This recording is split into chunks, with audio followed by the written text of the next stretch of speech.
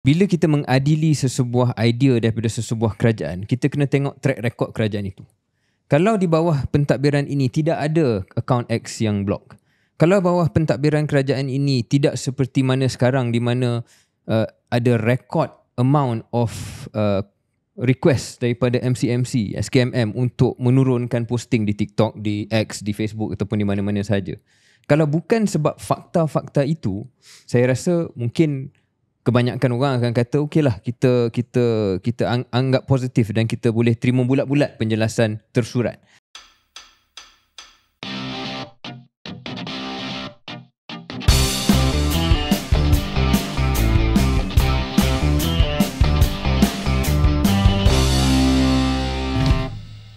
Assalamualaikum, selamat datang ke episod 116 Keluar Sekejap bersama saya Syaril Hamdan. Dan saya KJ. KJ, sudah berapa lama kita tidak bersama di studio? Ya.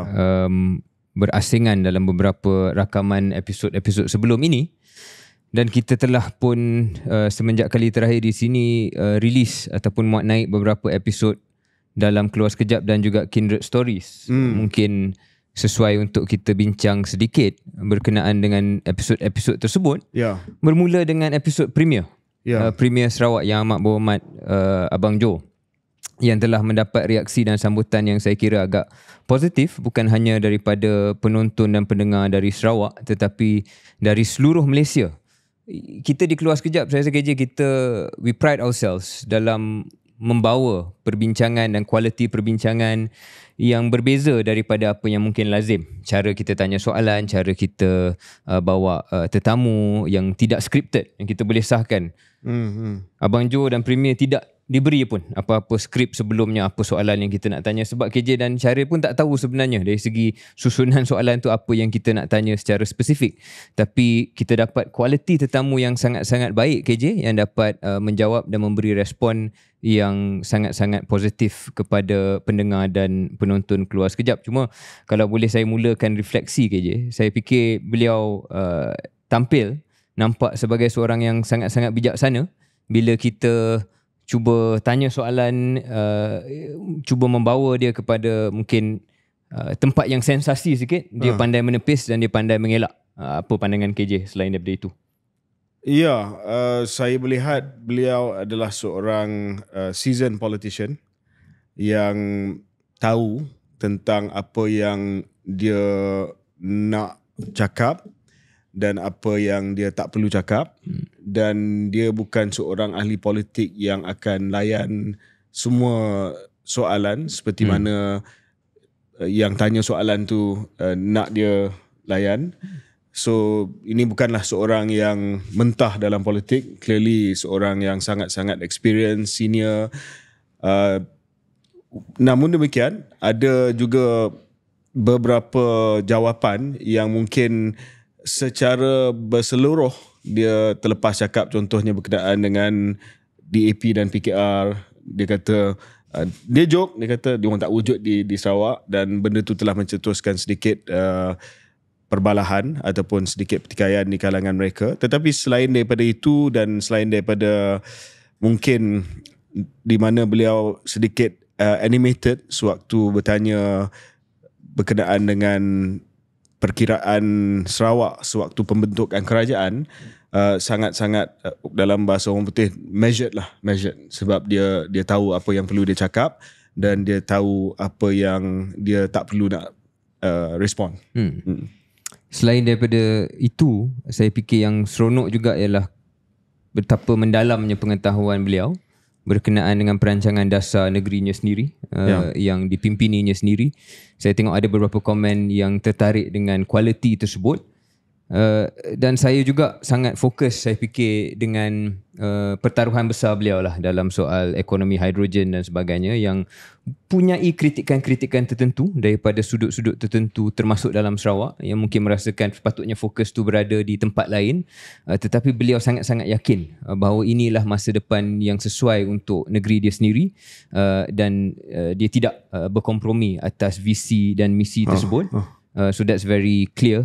Saya sebut clarity of thought. Jarang-jarang kita dapat pemimpin yang sangat-sangat jelas apa sebenarnya perancangan dia, bagaimana A membawa kepada B, membawa kepada C, sama ada benda tu tepat atau tidak. Sekurang-kurangnya visi tu jelas.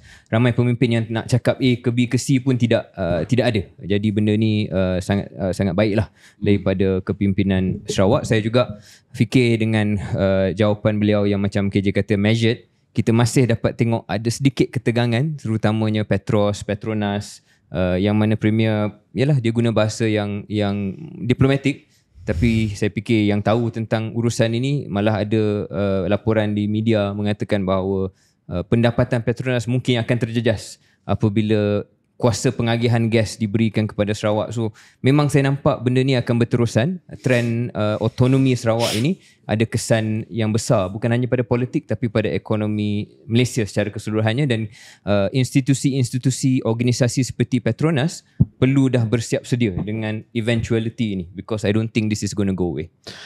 Syaril, mungkin pada episod bersama dengan Premier Datuk Patinggi Tan Sri Abang Johari, kita tak ada masa untuk memberi penjelasan kepada pendengar dan juga penonton tentang beberapa perkara yang dibincang, sebab kita dalam interview tu tak molek lah kita mencelah dan cuba memberi penjelasan. Mungkin kita nak ambil peluang ni, Syaril, untuk memberi sedikit penjelasan berkenaan dengan isu gas ni, sebab ramai yang mungkin tak faham implikasi dia kepada Petronas. Saya masih lagi ingat dalam interview tersebut yang telah pun hampir mencecah lebih daripada 400,000, mungkin akan jadi lebih daripada 500,000 juta dengan mudah pada minggu ini insyaAllah.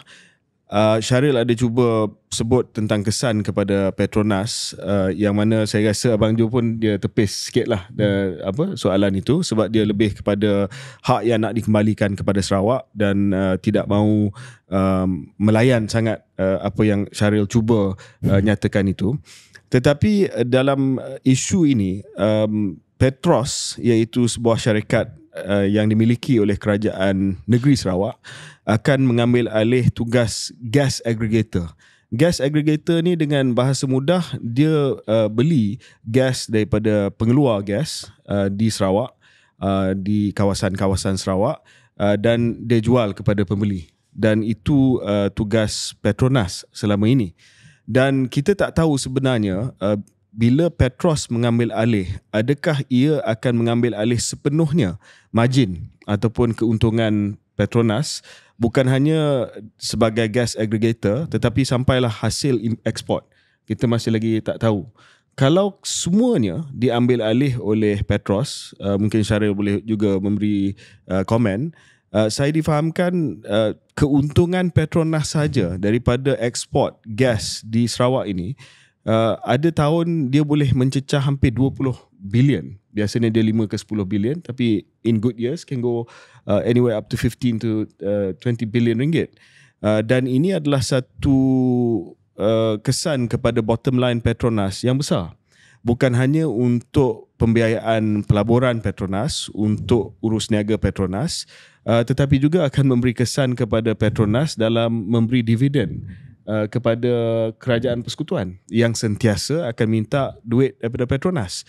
Dan bottom line ini sama ada 10-15 bilion, jika itu kesan dia, ia akan pergi daripada Petronas terus kepada Petros dan terus kepada kerajaan negeri. So that is the implication. Dalam kita memahami dan setuju bahawa Sarawak nak kembalikan hak asal mereka, that is the bottom line lah. Orang kata that is the bottom line, Syaril. That's the value at stake. That's the value at stake. 10 billion. You know, bukan sikit. So orang kata, oh bagus, kita setuju dikembalikan hak gas aggregator ataupun penyelarasan jual beli gas di Sarawak kembali kepada negeri Sarawak.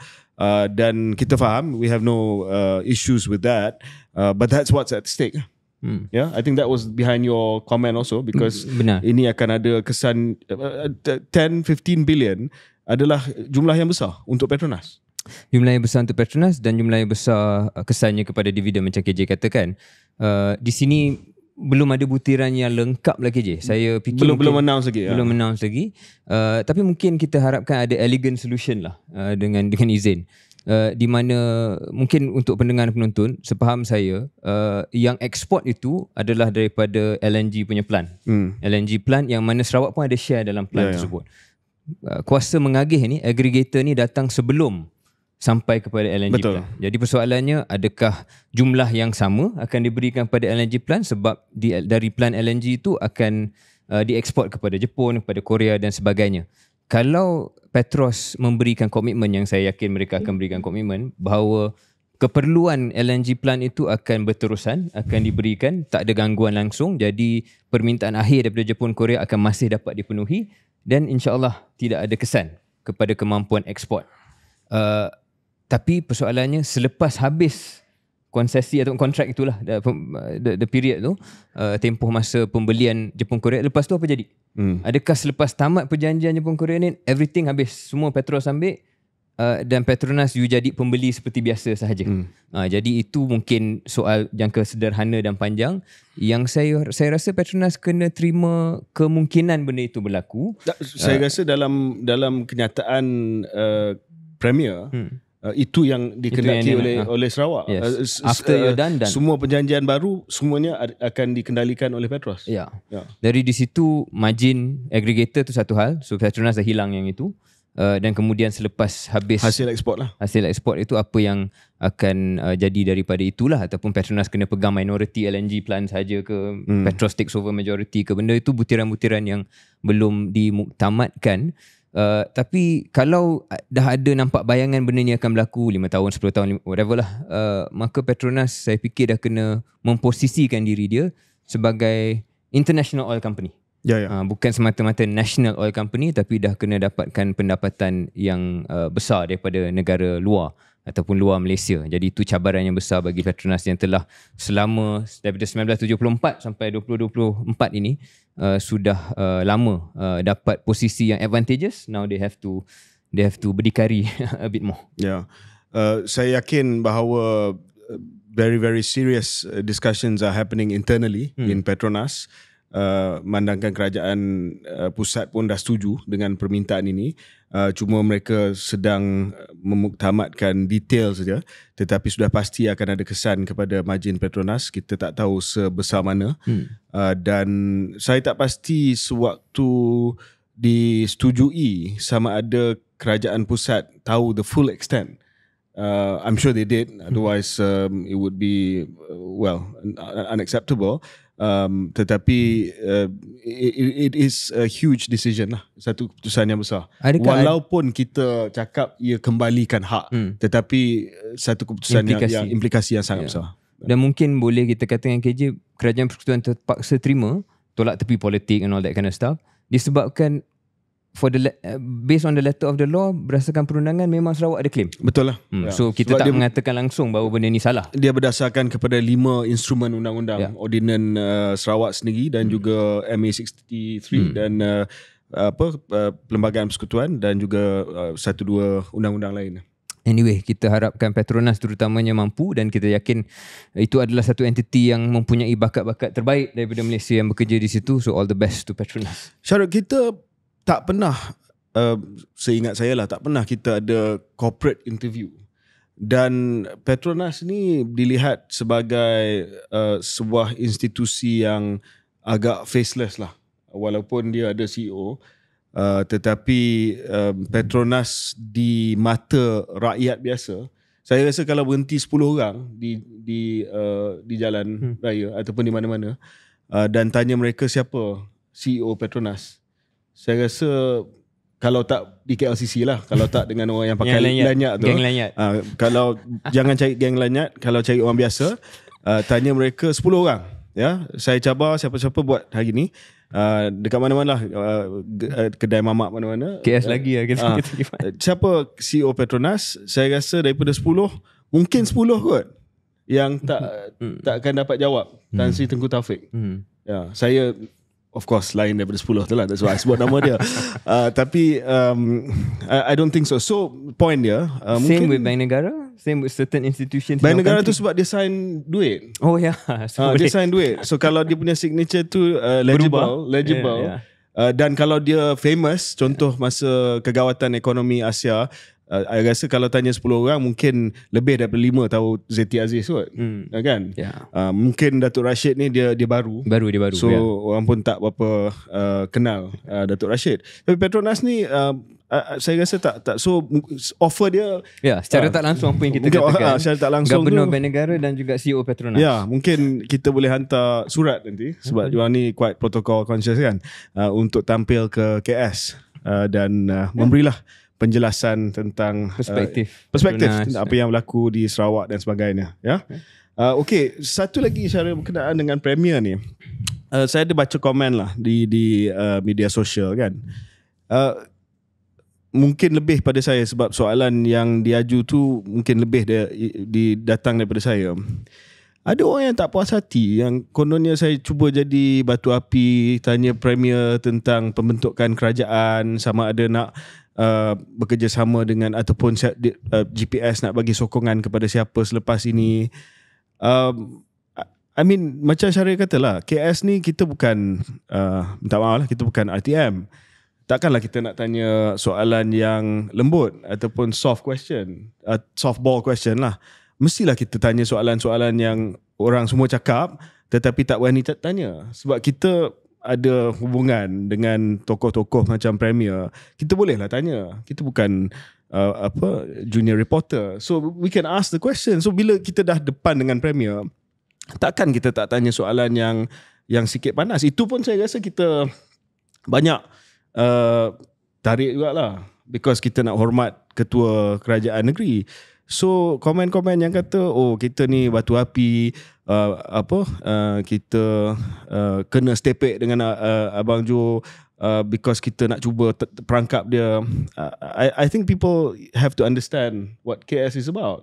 Dan kalau betul lah kita nak jadi batu api dan benda ni negatif kepada Sarawak, takkan TV Sarawak TV Sarawak takkan TV Sarawak tayangkan the full interview dan ada surat khabar daripada Sarawak pun nak transcribe dan semalam kita terima apa dia? Sarawak Tribune, sebuah surat khabar di Sarawak yang dikatakan sokong kerajaan Sarawak minta kebenaran untuk transcribe, untuk tulis sepenuhnya interview dengan Premier. So saya fikir itu hanya komen-komen masin daripada saitro tertentu. Dia bukan gambaran keseluruhan. Ada juga yang kata saya orang Sarawak, saya tak percaya kenapa check IP address tu betul. Syaril dengan KJ ni privileged Malayans yang dengki dengan hak Sarawak, yang tikaikan hak Sarawak, seolah-olah hak Sarawak ni datang sebab atas timbal balas memberi sokongan kepada Anwar dengan kerajaan perpaduan. Tapi I mean Syaril, honestly, bukankah ini benda-benda yang semua orang cakap dan tanya? I don't think kita patut apologetic langsung dengan gaya persoalan kita. Untuk explain it. I mean kita tanya benda yang orang semua cakap. Yes. Dan saya rasa lama kelamaan orang akan sedia ataupun dah terbiasa dengan cara KS buat. Dan this is the level of journalism, if you can call it that, or questions yang saya rasa patut kita ada. Dan ada juga komen masin, sebenarnya bukan tu sangat kerja. Dia seronok apabila Premier mengatakan bahawa perlu ada kesetiaan, seolah-olah mempersoalkan bahawa Keluar Sekejap ni adalah dua orang yang tak setia pada parti lama lah. Kerana Abang Jo setia setelah tidak dapat kedudukan dan akhirnya dia berjaya menjadi Premier. So mereka menggunakan isu itu, tapi malaslah saya nak komen. Itu dua benda yang berbeza. Dan kita sekarang ni fokus kepada kualiti perbahasan dan perbincangan yang baik. Tapi overall saya sangat puas hati dengan episod tersebut dan kita sekali lagi ucapkan terima kasih kepada Premier dan juga tim Premier, khususnya Yang Berhormat Datuk Fazrudin, Ketua Setiausaha Politik kepada Premier Sarawak, kerana beliaulah yang telah mengatur segala-galanya dalam lawatan KS ke negeri Sarawak. Apapun, kita akan terus memberi tumpuan kepada negeri Sarawak dalam masa yang akan datang, sebab antara negeri yang kita rasa hot states to watch adalah Sarawak. For sure. Cuma ada banyak permintaan, Syaril, daripada penonton dan pendengar daripada Sabah. Kata Sarawak ni dah 2 kali dah ada Premier. Waktu tu Tan Sri Wan Junaidi dia speaker ataupun dia presiden Senate. Sekarang ni dah jadi yang di-Ketua, tapi Sabah belum ada lagi. So mungkin kita kena fikirlah Sabah punya gas ya. Okay. Pilihan raya negeri pun dah hampir tiba ya. Hampir tiba ya. Okay. Apa lagi? Kita ada Kinsto. Ya, Kinsto nak promote sikit. Ya, bersama dengan Dr. Yasir Qadi. Satu wawancara yang lebih emosional daripada biasa. Ya. Walaupun dah lama kita rakam, kita hanya muat naik beberapa hari yang lepas. Tapi kualiti perkongsian oleh Yasir Qadi ni sangat-sangat baik dan saya harap ramai yang boleh tengok kerana Kindred Stories ini bermula dengan Sunny B. Williams, seorang tokoh selebriti sukan dan sebagainya. Tapi semenjak lebih banyak tokoh agama lah yang kita boleh kata. Adakah Yasir Qadi ni akan menjenamakan dirinya sebagai ulama? Religious scholar. Religious scholar. Dan cendekiawan Islam yang sangat-sangat dihormati lah. Dan yang seronok Kinsto ni, kita ada pelbagai jenis ataupun pelbagai jenama. Ada yang macam Yasir Qadi yang lebih akademik, yang lebih intellectual. Kemudian ada Mufti Meng yang lebih mass market, yang lebih massa lah cara perkongsiannya. Dan kedua-duanya equally valid. Cuma cara mereka kupas isu yang sama tu memang menarik untuk kita tengok dan tonton. Ya. Jangan lupa untuk menonton episod Kindred Stories bersama dengan Syekh Yasir Qadi yang telah pun dimuat naik pada minggu ini.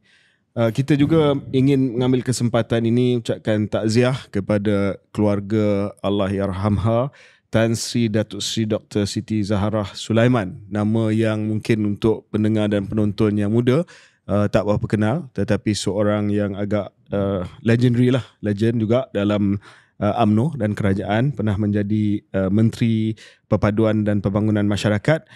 Masa tu Syaril belum lagi wujud Kementerian Wanita. Sebenarnya hal ehwal wanita dan juga keluarga dah ada dalam kementerian itu. Tetapi belum lagi dijadikan Kementerian Wanita. Penyandang pertama Kementerian Wanita kalau tak silap Datuk Seri Shahrizad. Tetapi sebelum ia dijenamakan sebagai Kementerian Wanita, Menteri Perpaduan dan Pembangunan Masyarakat adalah Datuk Dr. Siti Zaharah Sulaiman. Dan yang menarik, dia ada distinction of beating the Iron Lady. Dia telah kalahkan sekali. Dia telah kalahkan Tan Sri Rafidah Aziz pada tahun 1996. Satu pemilihan yang sangat-sangat historik lah. Sebab 1996 ni 93 adalah kemunculan tim wawasan. Ini konteks sikit lah Syaril. Tim wawasan pada tahun 1993 adalah tim yang dibentukkan oleh, pada waktu itu dikatakan sebagai orang yang lebih nak melihat kepada peralihan generasi. This is tension between Dr. Mahathir dengan Anwar. Jadi tim wawasan kalau tak silap pada masa tu bosku Mahyudin dengan Mat Taib. Bosku Mahyudin dengan Mat Taib. Dengan Anwar. Sort of a line lah. Sort of a line dengan Datuk Seri Anwar. Sebab pada waktu itu Anwar baru saja mengambil alih daripada Cik Ghaffar sebagai timbalan Presiden. So ini dilihat sebagai the new guard lah. Dan tim wawasan tiga tu, bosku Mahyudin, Tan Sri Mahyudin dengan Tan Sri Mat Taib, lawan dengan the old guard. Old guard ni Pak Lah. Pak Lah was incumbent VP dengan Tan Sri Sanusi Junid. Tapi mistake Pak Lah bagi tahu saya, dia orang ada 2 aja dan 3. So bila 2 lawan 3, dia akan throw the third yang sokong tim Pak Lah ni, dia undi Pak Lah, Sanusi. Undi ketiga tu dia terpaksa throw kepada one of the so that's why Pak Lah kalah, Mahyudin dapat nombor 3 kalau tak silap. Anyway, 96 Pak Lah came back. Mat Taib kalah, Pak Lah naik balik. And it was important because 96 pemilihan yang terakhir sebelum insiden Mahathir dengan Anwar dipecat. So siapa yang menang naik presiden sewaktu pemilihan bila Anwar dah tak ada. Bila Anwar dah tak ada tu akan menjadi timbalan Perdana Menteri. That's why Najib and Muhyiddin, the three of them. No, Muhyiddin lost. It was Mat Taib. Mat Taib was out, I think. So boleh check balik siapa yang menang. It was Najib dengan Pak Lah. And one more. So dia antara Najib dengan Pak Lah lah. Tok Pa. No, it wasn't Tok Pa. Wasn't Tok Pa. Yeah. So Najib dengan Pak Lah sebab dia 3 yang menang. Kalau Tan Sri Mat Taib menang, mungkin dia digantung pada masa tu kalau tak silap. So anyway, 96 was historic sebab dia, siapa yang menang naik presiden pada kali itu, dia tak akan tahu dia akan jadi timbalan Perdana Menteri. Nobody knew that Anwar was going to be sacked. Tetapi what happened was pengganti kepada Datuk Seri Anwar, sebab selepas dia dipecat, datang daripada yang menang naik presiden tu pada tahun 1996. Dan Syarif tahu tak siapa yang menang Ketua Pemuda pada tahun 1996? Siti Zahra ni arwah menang Ketua Wanita. Siapa menang Ketua Pemuda? Zahid Hamidi. So that pemilihan sebenarnya sangat-sangat historic sebab dia punya kesan tu masih lagi bergema sampai hari ni. So anyway, tapi tajuk dia adalah takziah. Takziah kepada keluarga Tan Sri Dr. Siti Zahra Sulaiman. Okay. Yes. Mungkin sebelum topik-topik lain KJ, sudah seminggu lebih semenjak kita rakam, saya nampak KJ pun ada beberapa aktiviti di luar.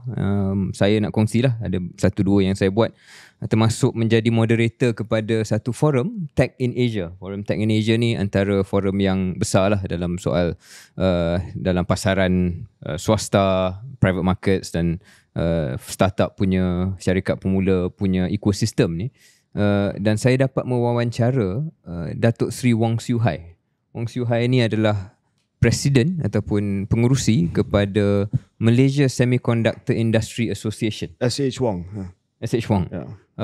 Saya baru berkenalan dengan dia beberapa tahun kebelakangan ini. Tapi saya baru dapat tahu sebenarnya sejarah dia adalah sangat-sangat panjang KJ. Dia berada di industri semiconductor ni daripada tahun 70-an lagi. Daripada mulanya kluster ni bermula di Penang sewaktu Intel berbuka pada 1974 tak silap saya. Dan sampailah ke hari ni masih lagi bergiat dalam industri yang sama. Yang saya seronok dan saja nak kongsi ialah Datuk Seri Wong sangat frank tentang kedudukan Malaysia, sebab kita sedia maklum bahawa kita mahukan industri semiconductor ni menjadi antara pemacu kepada peningkatan dan pembangunan ekonomi selepas ini. Beliau mengatakan bahawa kita jangan pandang rendah kepada aktiviti yang selama ini kita buat, iaitu test and assembly. Test and assembly ni adalah aktiviti yang selama ini di Penang, di Kulim dilakukan, yang ramai orang mengatakan, termasuk saya, yang mengatakan kita perlu graduate daripada test and assembly, buat lebih banyak aktiviti yang bernilai tinggi. Misalnya IC design, untuk design litar bersepadu yang dibuat dalam semiconductor ni, ataupun wafer fabrication. Wafer fabrication macam mana? Dia fabrikasi atas kepingan yang nipis, yang mana IC itu yang mana litar bersepadu duduk atas wafer tersebut. Fabrication itu antara aktiviti yang kita mahu buat dalam Malaysia, supaya tidak hanya buat test and assembly saja yang dianggap nilainya rendah sikit. Tetapi Datuk Seri Wong mengatakan nilai yang kita anggap rendah itu sebenarnya tidaklah rendah sangat, dan sangat-sangat tinggi juga nilainya relatif kepada aktiviti lain yang dibuat di Malaysia. So itu sangat-sangat frank daripada dia. Kedua, dia katakan aktiviti yang lebih bernilai tinggi yang kita aspirasikan ini bukan mudah untuk dibuat dan perlukan bantuan dan sokongan fiskal yang sangat besar daripada kerajaan. Dan selagi benda itu tidak berlaku, sukar untuk kita merealisasikan. Jadi dia mengatakan kerajaan kena put money where its mouth is. Dan ketiga yang saya tertarik juga ialah Datuk Seri Wong menyebut kita kena fokus untuk pastikan ada kemahiran tempatan. Sebab begitu lama industri semiconductor kita di Penang ini didominasi besar oleh syarikat luar. Tidak sama seperti misalnya di Taiwan, di negara-negara lain yang mereka gunakan kesempatan itu untuk wujudkan local champion. So Malaysia memerlukan lebih banyak local champion. So itu 3 takeaways yang saya fikir just nak kongsi. Selain daripada itu KJ, dalam Tech in Asia ni juga saya tertarik dengan satu slot yang mana CIO, Chief Investment Officer KUAP. KUAP ini kita punya second pension fund, kumpulan wang persaraan untuk penjawat awam. Untuk penjawat awam. Saya pernah sebut perkara ini dana pemacu, iaitu satu skim yang bernilai 6 bilion ringgit yang telah pun ataupun sedang dimuktamadkan, 6 bilion ringgit, di mana butirannya sudah pun dikongsi. Ada 12 GPs luar ataupun pengurus dana besar daripada luar Malaysia yang akan datang, diberikan dana sebanyak 6 bilion ringgit merentasi kesemuanya.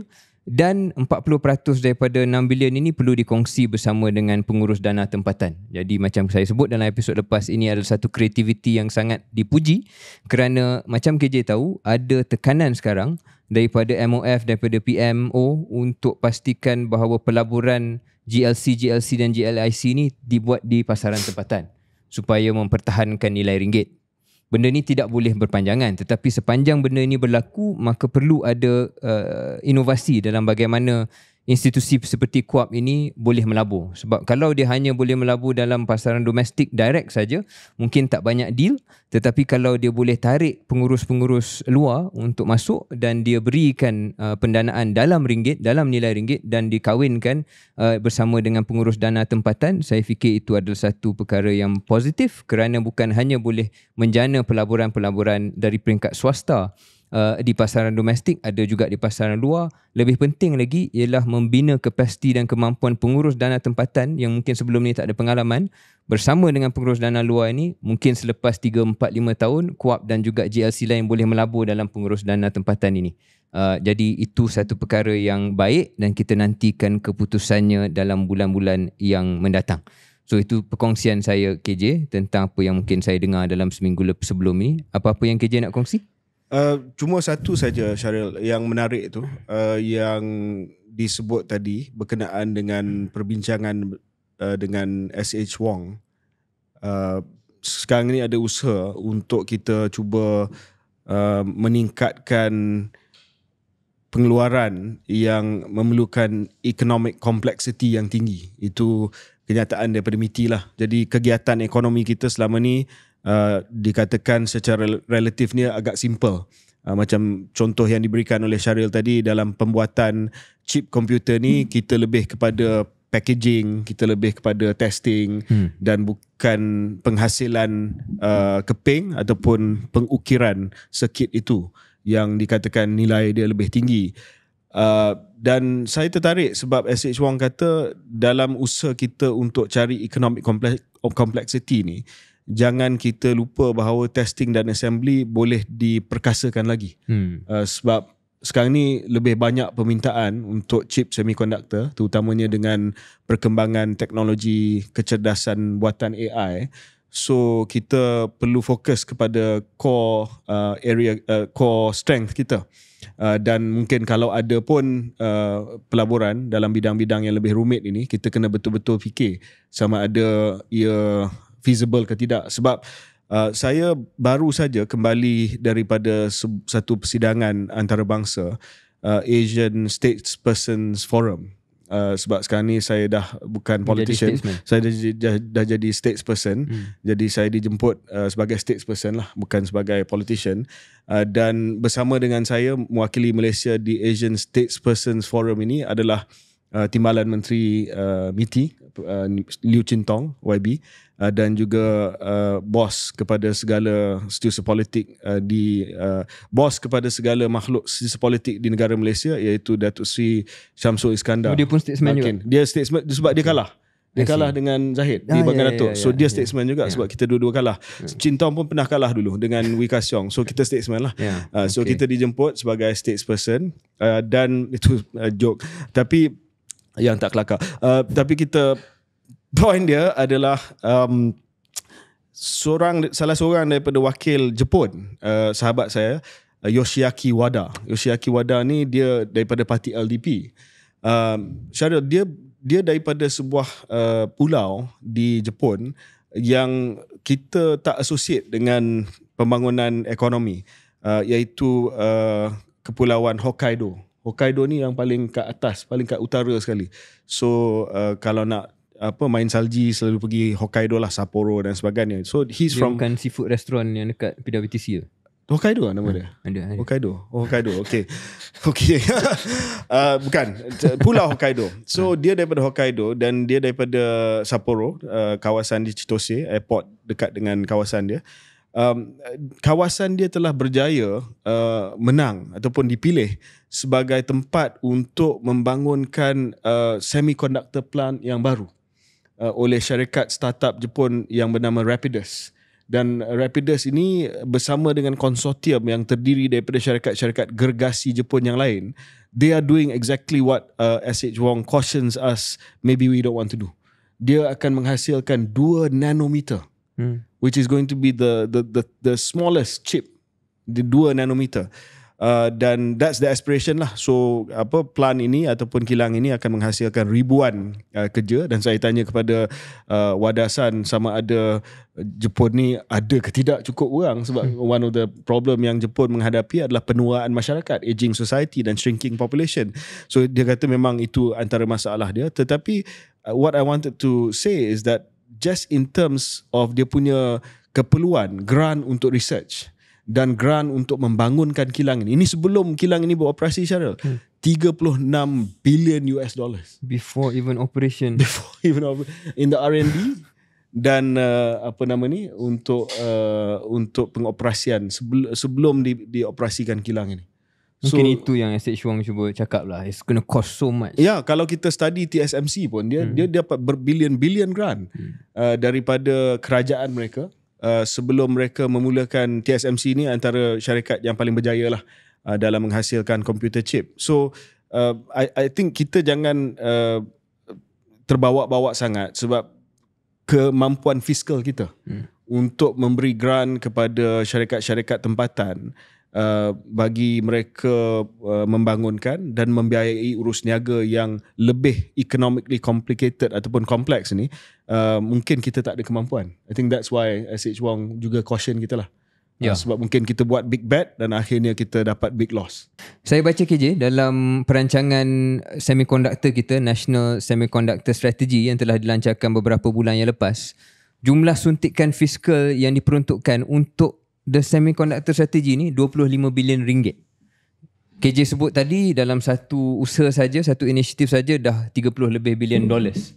Jadi sangat-sangat jauh. Mungkin itu yang cuba disampaikan oleh Datuk Seri Wong. What is going to be needed is maybe way beyond what we are capable of fiscally. Okay. So tapi just untuk mengelakkan spekulasi, persidangan tersebut berlaku di Pulau Bali. Tetapi tak ada apa-apa langkah Bali lah. Okay. Datuk Samsul dan Cintong memang dia memang tak minat dengan saya lah. Okay. Tapi dia terpaksa cakap lah dalam panel. Dan mereka meletakkan saya tengah-tengah. Antara. So kiri saya Sam, Datuk Samsul, bos kepada semua institusi politik, dan kanan Cintong. Jadi saya rasa macam China containment strategy. So, literally. So ada macam Pacific Fleet ada kat sini, lepas tu Jepun ada kat sini. So kita pun tak boleh nak buat apa lah. Anyway, Cintong has a new book, right? Dia bagi baru. buku tu pada saya. Dia sign buku tu. So, strategy containment tu dapat juga buku free. Dapat buku free. Terima kasih kepada Cintong. Dia tak bagi saya lagi. Second take off, dia sign kepada saya. So menarik, buku tu menarik. Saya tanya dia macam mana dia boleh ada masa untuk tulis buku. Sebab dia sekarang ni timbalan menteri. Saya ni dah tak jadi menteri pun susah nak tulis buku. Sebab saya tak tahu macam mana nak agihkan masa. ChatGPT? Tak. Rupa-rupanya dia kata write short chapters. Jadi babak dalam buku dia tu, satu chapter tu dalam 3-4 muka surat je. Many chapters. Many short chapters. Right. Dan quite high level lah. Dia high level. So dia kata I tulis dalam kereta one chapter. So maybe that's the strategy. Maybe that's the strategy. Yeah. Okay, anyway. Alright. Okay, almost 40 minutes in. Yeah, okay. Kita habiskan yang ni dulu lah sebelum kita break. Boleh.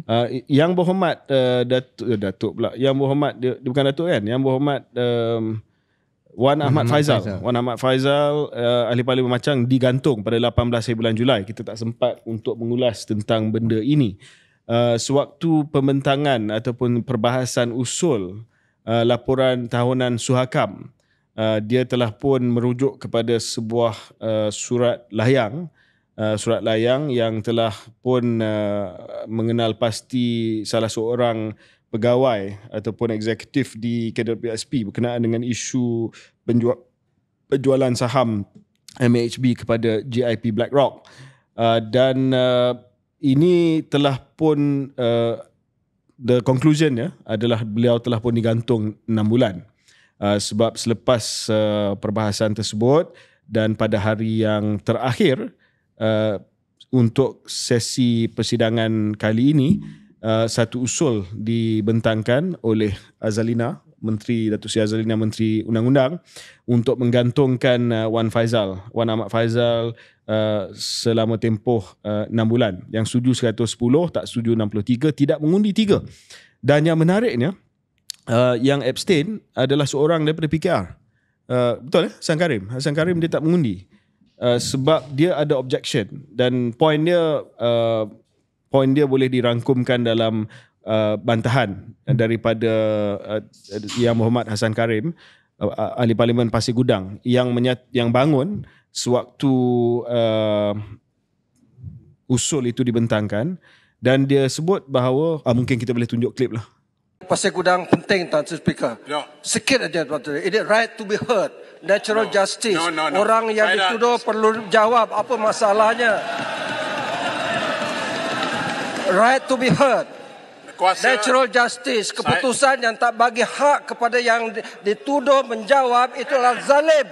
Bertentangan dengan Artikel 62 Kuala. This is a federal constitution, Tan Sri. Hak ahli parlimen. Dia dipilih oleh rakyatnya. Perlu dilayani dengan adil. Tan Sri, kita pernah gantung Bukit Gajah. Yang berhormat Bukit Gajah. Bukit Gajah. Yang berhormat Pasir Gudang, Tan Sri, kita ada dua cara. Satu, kalau dia dihadapkan ke Jawatankuasa Hak, dan itu waktu itu dia berjawab. Tapi dalam kes kita juga ada peruntukan untuk terus menteri buat usul dan dia dikenal ketindakan. Itu amalan biasa dalam Dewan ini.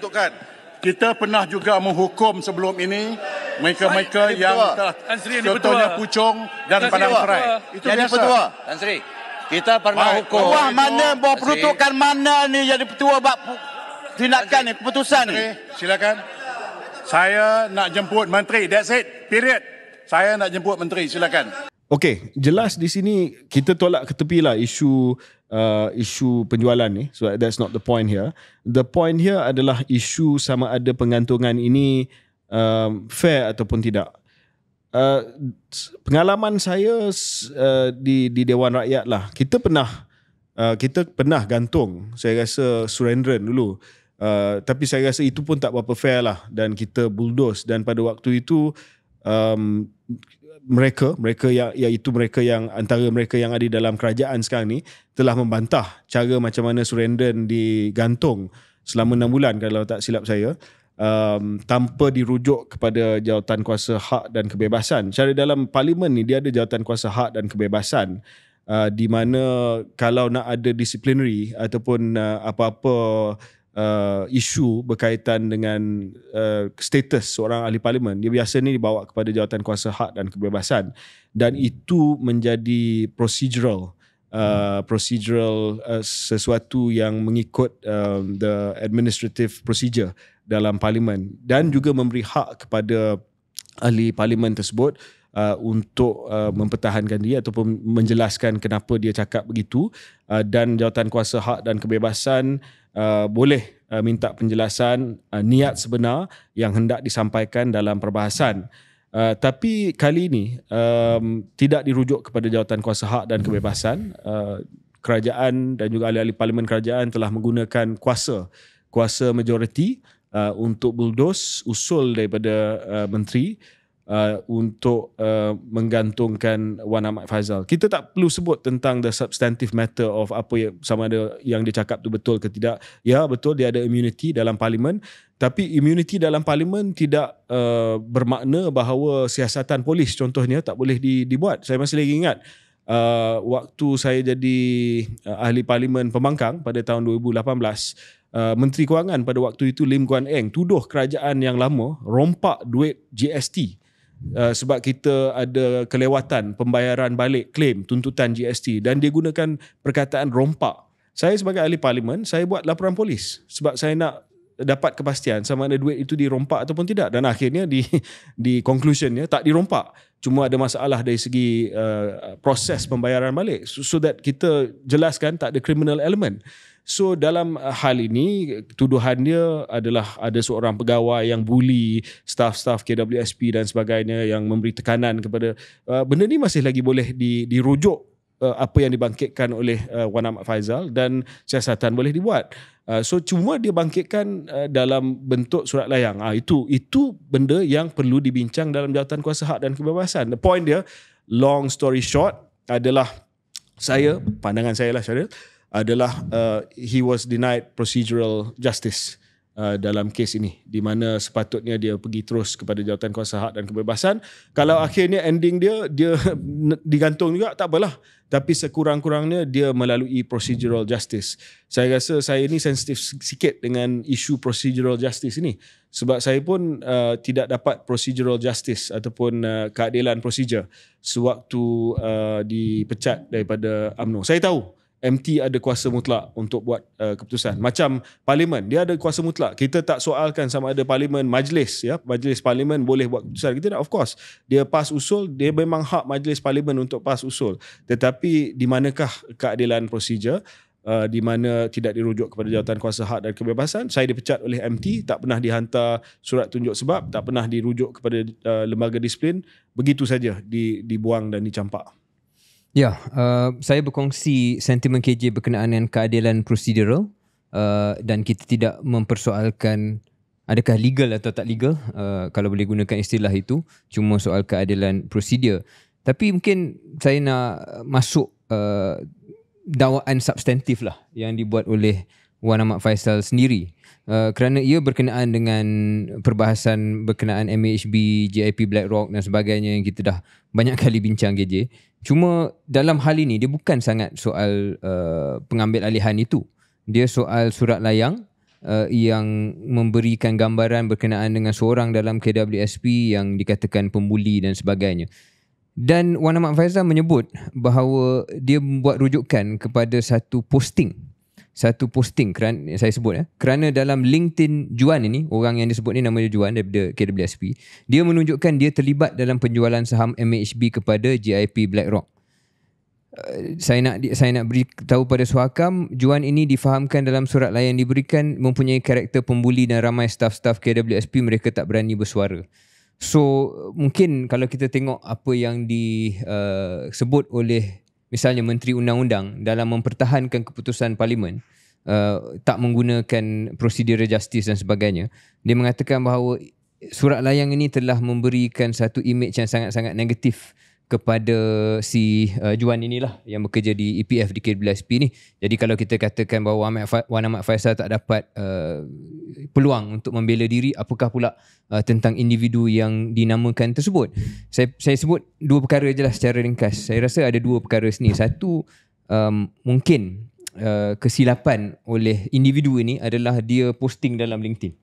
Dia sebut bahawa dialah ataupun baguslah dia dapat selesaikan ataupun menjayakan deal bersama dengan GIP BlackRock ini, dan ini menjadi satu perkara yang mungkin bagi setengah pihak kurang sesuai as a EPF personnel to take credit ataupun menceritakan pada halayak ramai tentang satu urusan yang sudah pasti membabitkan ramai pihak. Jadi itu satu. Bila dia buat macam tu, maka Wan Faizal mungkin rasa okey lah, fair game lah, you dah hebahkan kepada seluruh dunia, so I'm going to take you on. So mungkin itu katanya. Tapi on the other hand, to be fair kepada Juan ini, sebarang keputusan kalau tak setuju dengan pengambil alihan ini, keputusan itu bukan keputusan Juan seorang. Dia pun, saya tak silap saya, bukan C-level pun dalam EPF.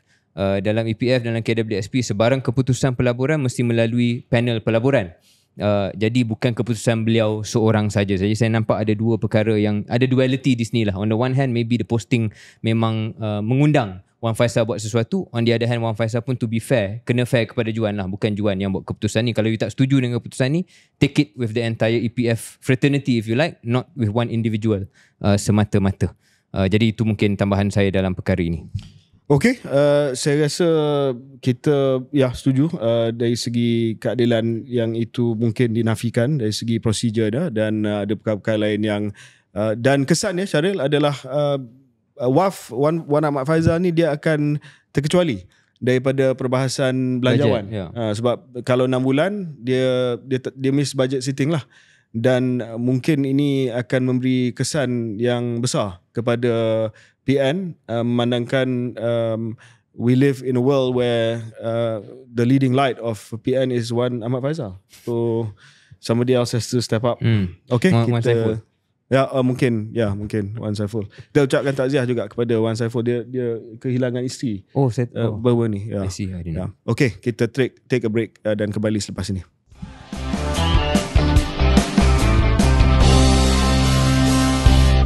Selamat kembali ke episod Keluar Sekejap, episod ke-116, episod yang hanya mempamerkan host-host. Kita tak ada tetamu pada episod kali ini. Saya sebut benda tu Syaril sebab ada komen yang saya baca. Dia ada komen yang saya hari ni cuba kaki saya tak silang kaki saya. Saya tak beritahu saya tadi saya silang. Saya sengaja tak beritahu. Sebab ada komen yang mengatakan bahawa diorang tak suka kita silang kaki. Because I think we are quite sebab kita ni bukan dibesarkan lah, tapi kita dididik di Western tradition. Jadi kita dah biasa dengan silang kaki ni. Okay. So ada teguran ni lah, dan ramai yang setuju teguran yang kata diorang tak suka bila kita silang kaki, terutamanya bila ada tetamu. Sebab hari tu masa Ad Harun datang, sebab Ad Harun ni saya anggap sebagai kawan, tapi bagi orang ramai dia kata Ad Harun ni dia warga emas, dia dah berumur. Jadi kenapa saya cross my leg in front of him? Dan dia rujuk juga kepada apparently kita cross leg masa Tun Mahathir. Okay. So dia orang tak suka kita cross leg. I see. Dan dia kata tapi masa TMJ tak cross leg pula. So tak cross leg sebab kursi masa, ingat tak kita pergi TMJ istana kan, kursi tu tak sesuai untuk kita cross leg. Tapi saya perhati juga masa premier punya tu pun kita tak cross leg juga. So, mungkin subconsciously kita hanya cross leg depan orang yang kita berani cross leg. So kita beranilah depan Tun Mahathir, kita berani sebab tu kita cross leg. Tapi apa pun saya cuba untuk tidak silang kaki saya. Okay. Dan saya sentiasa tengok monitor di situ. Sebab saya tak tahu bila tak cross leg ni sama ada ini pun tak manis juga. Saya tak tahu sama ada kangkang saya terlalu besar ke. Kalau saya tutup, nanti dia orang kata dulu dia ejek Datuk Najib, dia kata kepit kan. So I don't know what the sweet spot is. Boleh tak kita ada meja kat sini? It's a meja. Anyway, okay. Malaysians. Okay. Talking about Malaysians, kita ada cadangan ataupun kerangka baru untuk kawal Malaysians ni. Kita nak kawal Malaysians macam mana? Kita nak kawal media sosial. Satu kerangka baru bagi mengawal selia perkhidmatan media sosial dan pesanan internet yang akan diperkenalkan pada 1 Ogos, mula kuat kuasa pada 1 Januari. Menerusi kerangka baru ini, semua perkhidmatan media sosial... Sorry. Tabiat silang kaki rosakkan kualiti benih lelaki. I just wanted to okay. I don't even know how to get back from that. How to go back to our point. Menerusi kerangka baru ini, semua perkhidmatan media sosial dan pesanan internet perlu memohon lesen kelas pemberian perkhidmatan aplikasi di bawah Akta Komunikasi dan Multimedia bla bla bla. So basically Facebook, Twitter, YouTube, semua inilah yang merupakan platform media sosial yang mempunyai jumlah ambang pengguna. Saya fikir 8 juta 8 juta orang Malaysians yang ada guna platform tersebut kena minta lesen. KJ, adakah perkara ini perkara yang digunakan untuk mengawal kritikan dan komen-komen yang tidak manis terhadap pemerintah? Okey, saya nak berlaku adil tentang isu ini berkenaan dengan isu untuk mengawal selia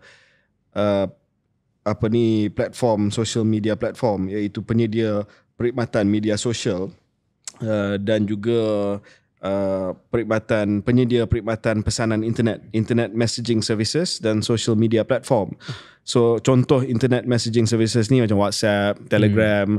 Contoh social media platform ni macam Facebook, X yang dulu pernah dikenali sebagai Twitter satu ketika dahulu. Dan apa yang disebut oleh kerajaan adalah untuk mereka mainkan peranan dan bertanggungjawab dalam menangani jenayah dalam talian seperti penipuan atas talian, kes buli, cyber, penyebaran bahan penginayaan seksual kanak-kanak serta gangguan dan antun seksual selaras dengan inisiatif perundangan yang dikuatkuasakan di pelbagai negara lain. Itu kenyataan yang dikeluarkan oleh Datuk Seri Azalina, Menteri Undang-Undang dan juga Reformasi Institusi. Kalau itu tujuan dia, Syaril, sebenarnya saya tak ada sangat masalah. Sebab saya rasa social media dah out of control dan tidak ada kawal selia langsung kepada apa yang dimuat naik, kepada apa yang disebarkan, kepada apa yang dipromosikan di media sosial. Dan kalau itu tujuan dia, saya sokong. Saya sokong. Saya tak suka bila ada satu platform komunikasi yang langsung tidak ada apa-apa regulation ataupun tak ada peraturan dan juga tak langsung tak ada pengawal seliaan. Dan kita dah disajikan dengan pelbagai research penyelidikan kesan social media kepada orang muda, kepada kanak-kanak, dari segi pembentukan nilai mereka, dari segi kesihatan mental mereka, dari segi violence terhadap mereka, termasuklah sexual violence terhadap mereka. Dan saya puji langkah daripada kerajaan, terutamanya daripada SKMM untuk membuat sesuatu. Cuma kita risau bahawa dalam niat murni kerajaan untuk melihat kepada isu-isu yang saya sebutkan tadi, penipuan, berita yang palsu, jenayah seksual, penipuan dalam talian dan sebagainya, saya risau bahawa di samping mereka buat itu, juga ada usaha untuk memadamkan kebebasan ataupun menutup ruang perbincangan legitimate, perbincangan politik yang legitimate. Saya rasa itu yang menjadi kebimbangan orang ramai. Dan saya yakin kalau the roles are reversed, katalah kalau BN masih lagi berkuasa dan kita buat benda ni, saya yakin 100%, 101%, ahli-ahli parlimen yang ada sekarang, kalau roles reverse, dia orang bukan ahli parlimen lah, dia orang kembali sebagai pembangkang biasa ataupun sebagai aktivis social media macam ahli parlimen Bangi. Confirm dia akan kecam benda ni dan dia akan kata ini adalah usaha menutup kebebasan bersuara dan sebagainya.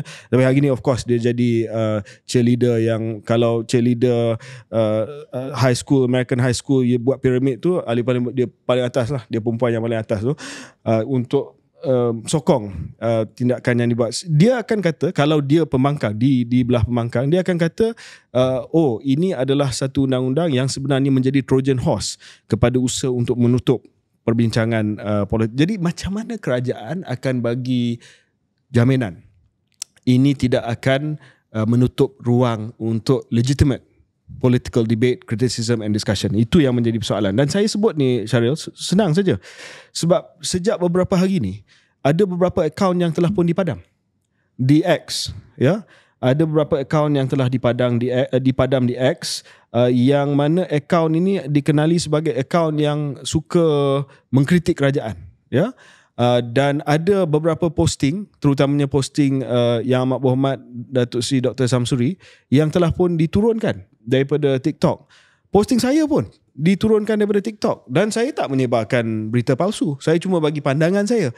Ini berkenaan dengan MHB lah, dan itu pun diturunkan oleh TikTok. So bila berita ini keluar, pada masa yang sama ada kes-kes di mana akaun-akaun ditutup, dan akaun ini ditutup sebab X kata mereka telah menerima aduan daripada MCMC bahawa akaun ini melanggar syarat-syarat X, sebab itu perlu disuspend ataupun konten mereka di-withheld dan sebagainya. Maka di situ mestilah ada tanda tanya. Adakah ini okey selain daripada niat murni, tetapi adakah teras yang kedua daripada cadangan ini adalah penutupan ruang perbincangan politik dan ruang pengkritikan yang adil ataupun yang fair? Ya, kerisauan Trojan horse yang mengatakan bahawa akta ini walaupun niat yang tersuratnya adalah murni, sebenarnya mempunyai fungsi yang kurang murni. Kerisauan ini dia timbul disebabkan ada konteks yang macam mana KJ sebut. So bila kita mengadili sesebuah idea daripada sesebuah kerajaan, kita kena tengok track record kerajaan itu. Kalau di bawah pentadbiran ini tidak ada akaun X yang block, kalau bawah pentadbiran kerajaan ini tidak seperti mana sekarang di mana ada record amount of request daripada MC-MC, SKMM untuk menurunkan posting di TikTok, di X, di Facebook ataupun di mana-mana sahaja. Kalau bukan sebab fakta-fakta itu, saya rasa mungkin kebanyakan orang akan kata okeylah kita anggap positif dan kita boleh terima bulat-bulat penjelasan tersurat. Tapi apabila ada track record dalam masa 18 bulan lebih kurang ini where these cases has been proven to have happened, di mana pengkritik atau mesej-mesej yang tidak manis kepada kepentingan politik pentadbiran kerajaan diturunkan, ataupun ada sekurang-kurangnya ada permohonan untuk diturunkan, ada ancaman bahawa patrol car akan datang ke rumah dan sebagainya. These are all the mood music yang menyebabkan orang ada legitimate kekhawatiran yang valid tentang perundangan ini. Jadi bagi saya kita tunggu butiran, of course, like anything, we wait for the details in August. Apa sebenarnya yang dimaksudkan, apakah sebenarnya tindakan yang boleh dibuat. Saya dengar tentang kill switch, does that mean apa kalau ada something yang tak elok dia terus turunkan, dia terus block the entire platform ataupun ada saman dan sebagainya. So kesan dan implikasi ni belum jelas lagi, kita tengok butiran.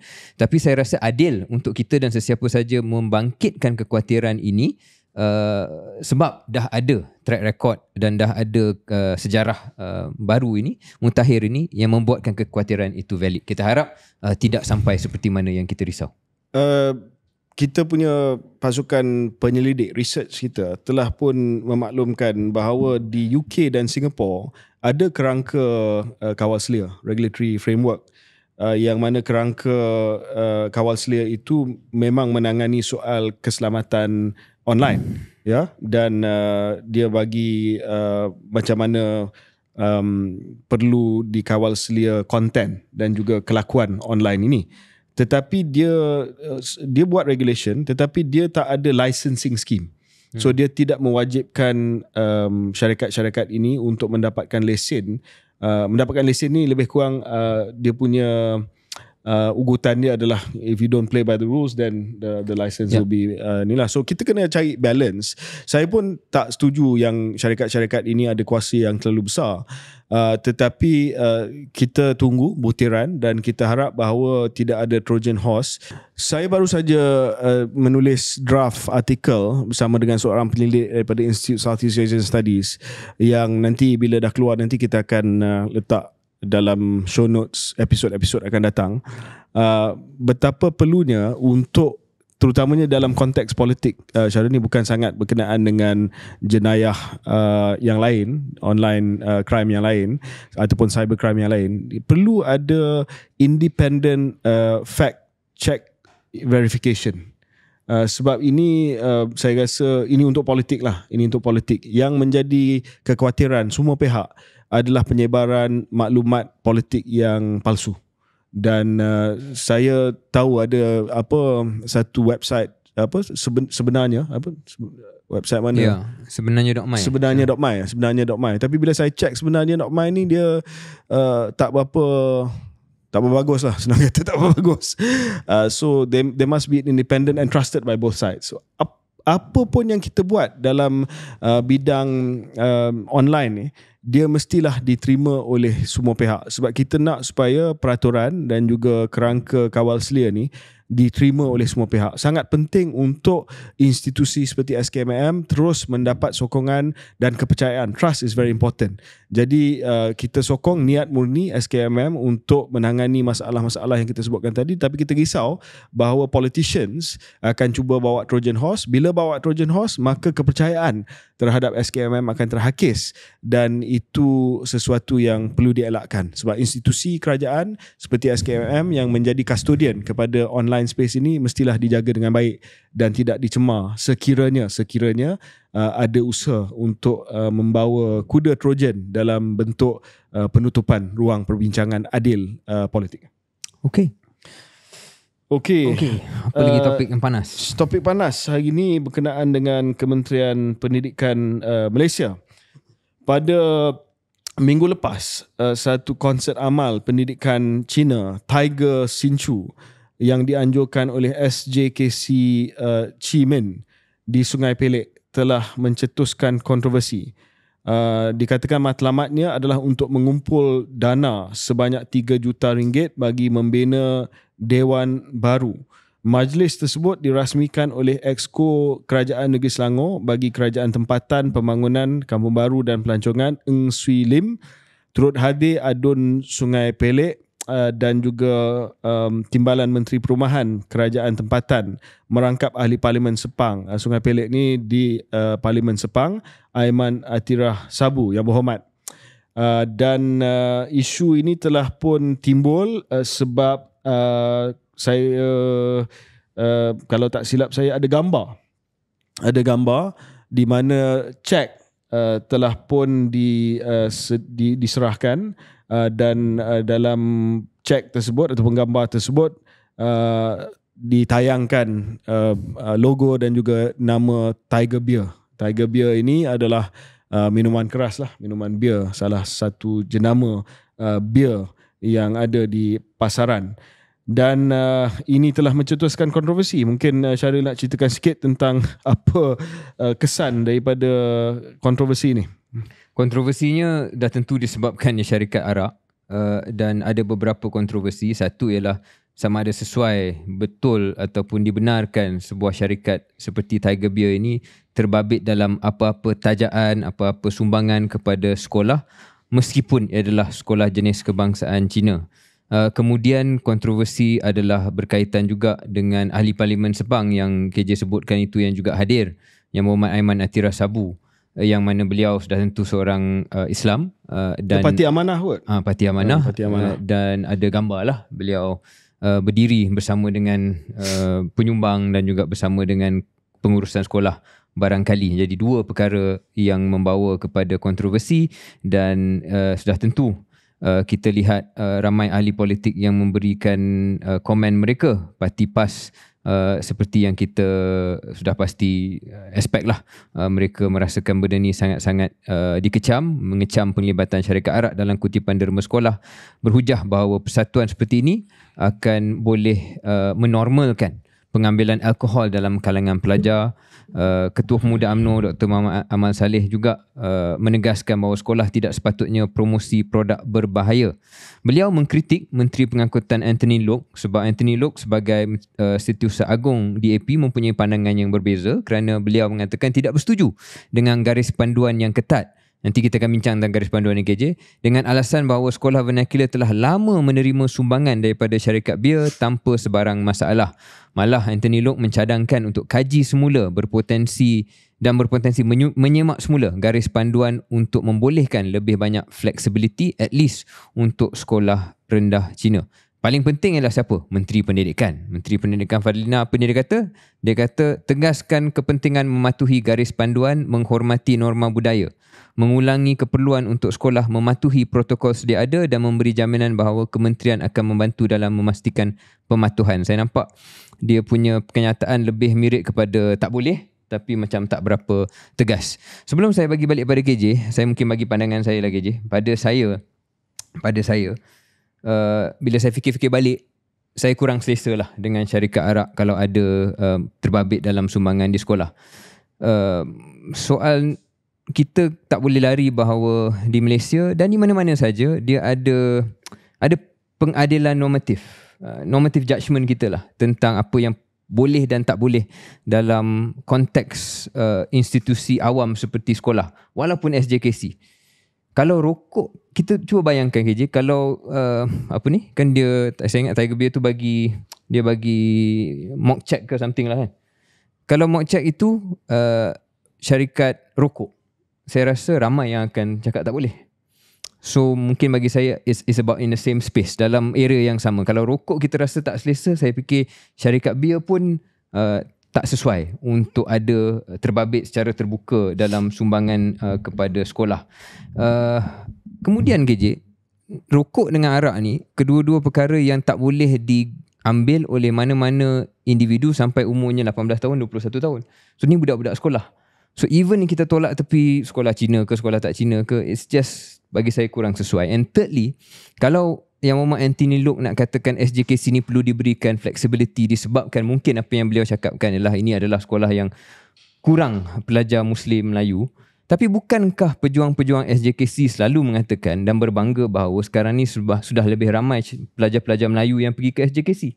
So kalau SJKC nak menjenamakan dirinya sebagai actually sekolah yang multicultural, sekolah yang pelbagai budaya, yang lebih diverse daripada sekolah kebangsaan, maka perkara-perkara ini tidak membantu ke arah message diversity itulah. Because if you were saying that Malays don't have to worry because it's SJKC, not really. Sebab SJKC pun ramai juga pelajar-pelajar Melayu. Jadi secara rumusannya saya sedikit kurang selesa dan bersependapat dengan mereka yang mengatakan kita tak patut benarkan perkara yang berlaku. Anyway, garis panduan pun dah jelas kan KJ? Bahawa sebenarnya benda ni tak boleh. Itulah yang menjadi sedikit kekeliruan, Syaril. Sebab bila saya rujuk kepada garis panduan ni dikeluarkan pada tahun 2018. Pentadbiran Datuk Seri Najib berkeliling. Dan setahu saya garis panduan ni masih lagi terpakai. Maksudnya tidak pernah ditukar, tidak pernah dipinda ataupun tidak pernah dimansuhkan. Garis panduan yang diperkenalkan pada yang diperkenalkan pentadbiran Najib yang masih lagi terpakai ni, tata cara penerimaan sumbangan. Ini untuk ni kepada mana-mana sekolah lah, tak kira sekolah kebangsaan ke, sekolah jenis kebangsaan ke. Dia sebut dengan jelas 7 tata cara penerimaan sumbangan 7.3 tidak melibatkan hasil aktiviti perjudian, rokok, dadah, minuman keras dan seumpamanya yang boleh menjejaskan perkembangan potensi murid dari segi intelek, rohani, emosi dan jasmani. Tapi apa yang juga dikeluarkan beberapa kenyataan yang saya ada baca adalah benda tu tak ataupun dia tak rujuk kepada hasil aktiviti perjudian. Dia cuma rujuk kepada tak boleh dipaparkan. Jadi saya tak tahu yang mana satu betul sebab logik dia, Syaril, kalau kita tengok kepada kenyataan daripada Timbalan Menteri Wong Kah-Wong, Timbalan Menteri Pendidikan, dia mendedahkan bahawa konsep amal seperti yang ini yang dibuat tu, pendidikan Cina Tiger Sinchu, dilancarkan pada tahun 1994 dan dia mendedahkan pada Mei tahun ini, didedahkan oleh Timbalan Menteri Pendidikan. Persembahan tersebut membantu mengumpul lebih daripada 400 juta ringgit sejak ia diperkenalkan hampir 30 tahun lepas. So selama ni memang banyak. Memang banyak lah. Tapi bukan semua daripada Tiger biarlah. Bukan semua daripada Tiger, tapi Tiger memang terlibat lah. Dan ada yang kata Tiger tak bagi terus kepada murid. Tiger bagi kepada penganjuran malam konsert itu, dan Tiger ada bagi sikit lah kepada pembinaan dewan yang akan digunakan oleh murid juga. Kan? So sekarang ni kita nak tahu dengan jelas, adakah ia benda yang terus tak dibenarkan ataupun cuma tak boleh dihebohkan. Maksudnya kalau PIBG, dan kita tahu sekolah ni kalau tak silap saya, dihebohkan, kenapa syarikat nak bagi derma kan, sumbangan. Okay, good point. Saya bagi contoh. Ramai yang tak tahu bahawa sebahagian daripada peruntukan untuk Majlis Sukan Negara, saya pernah jadi Menteri Belia dan Sukan, datang daripada Sports Toto. Dan dalam penyata kewangan Berjaya Sports Toto, dia tulis di situ, tapi dia tak adalah check ceremony. Saya tak pernah ada handing over ceremony, menerima check daripada Sports Toto ni syarikat perjudian, ya.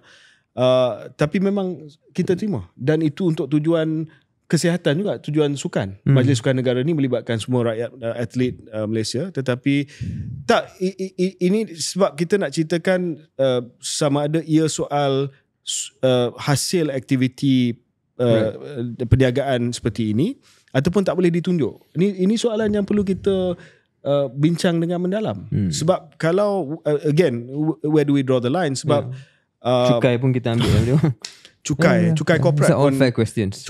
Cukai corporate pun kita dapat daripada ni. Dan kalau tak silap saya, sekolah jenis kebangsaan Cimin ni, dia adalah sekolah bantuan modal. Dia bukan bantuan penuh. So maksudnya untuk tujuan macam membina dewan ni, dia tak akan dapat duit daripada kerajaan. Dia kena dapatkan duit daripada orang ramai. So dia tak ada pilihan lah. Dan salah satu daripada hujah balas daripada DAP dan juga pejuang-pejuang pendidikan Cina ni adalah kalau you tak bagi peruntukan sepenuhnya untuk kita buat dewan, kenapa nak halang kita untuk cuba cari duit daripada mana-mana sumber lah. So itu jawapan balas. Tapi saya juga setuju sebagai bekas Menteri Kesihatan, saya pula setuju bahawa sumber macam syarikat rokok, arak ni tak bolehlah dikaitkan dengan pendidikan. Itu benda yang memudaratkan bukan hanya murid ataupun kanak-kanak dan orang muda, tetapi semua orang.